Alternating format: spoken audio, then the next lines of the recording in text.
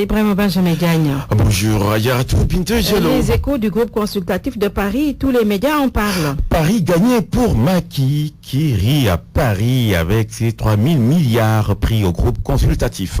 Le chef de l'État décroche le jackpot pour le financement du plan Sénégal émergent, jubile l'Observateur. Pour le quotidien de l'immobilier Limandour, c'est enterré ce qu'il appelle le Sénégal indigent. Une très belle moisson de Macky Sall se réjouit l'As.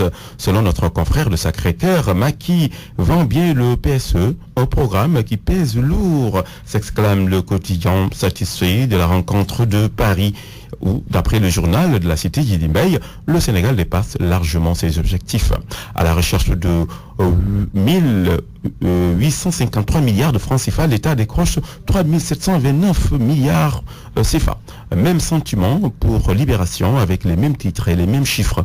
Notre confrère trempe sa plume sous la pluie de milliards de bailleurs de fonds en faveur du Sénégal.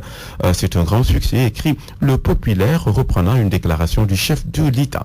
Le soleil darde ses rayons dans la même direction, annonçant que le Sénégal obtient plus de double de ses attentes. Dans le quotidien national, le président Sall y déclare que le PSE, c'est plus de partenariat et moins d'aide. Ces milliards serviront justement à l'agriculture, aux infrastructures et à l'énergie. Pour Sud Quotidien, c'est l'aboutissement de plusieurs mois de travail, de polémique autour d'un plan qui aura mobilisé beaucoup de ressources financières et humaines. La presse, Ibrahim Benjamin Diagne, poursuit la polémique autour du mandat du président de la République. Avec Walfadjri qui souligne que Macky se ligote devant les bailleurs. Le journal de Front de Terre explique que Macky est désormais dos au mur.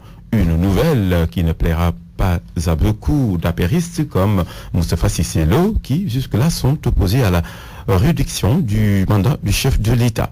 Notre confrère d'en déduire, Sall ne peut plus revenir sur cette décision.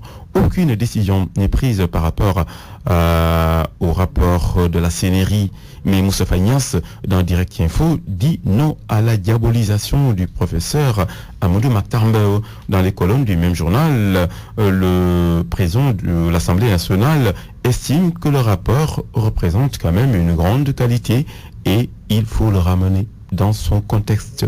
Et Ignace de s'interroger, faut-il prendre maintenant toutes les dispositions et les propositions avant de répondre à sa propre question dans l'Observateur. Le rapport de la CNRI n'est ni le Coran ni la Bible. Le rapport contient des propositions et non des décisions, clarifie le patron de l'AFP avant de rajouter ce travail ne s'impose pas ni au chef de l'État ni à l'exécutif.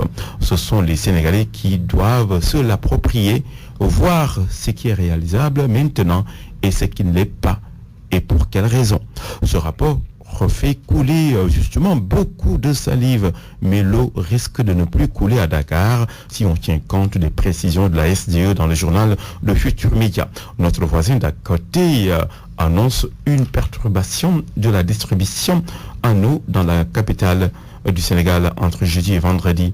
C'est-à-dire, pour notre confrère, le tuyau de l'usine de Keur-Massar réveille les peurs et les colères des Dakarois.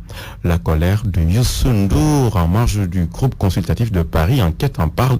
Le journal de .e informe que l'ex-ministre du Tourisme se fâche contre Massamba Sarr, le patron du protocole présidentiel qui tente de le bloquer donc dans l'ascenseur. L'Observateur revient aussi sur les malentendus entre You et Mass. C'est la première dame qui calme finalement les ardeurs. Marie-M. Faye joue au sapeur-pompier, nous dit l'Observateur, et les épines en l'évier du pied. Binta, tout est bien, qui finit bien. Merci beaucoup, Ibrahim Benjamin Diagne.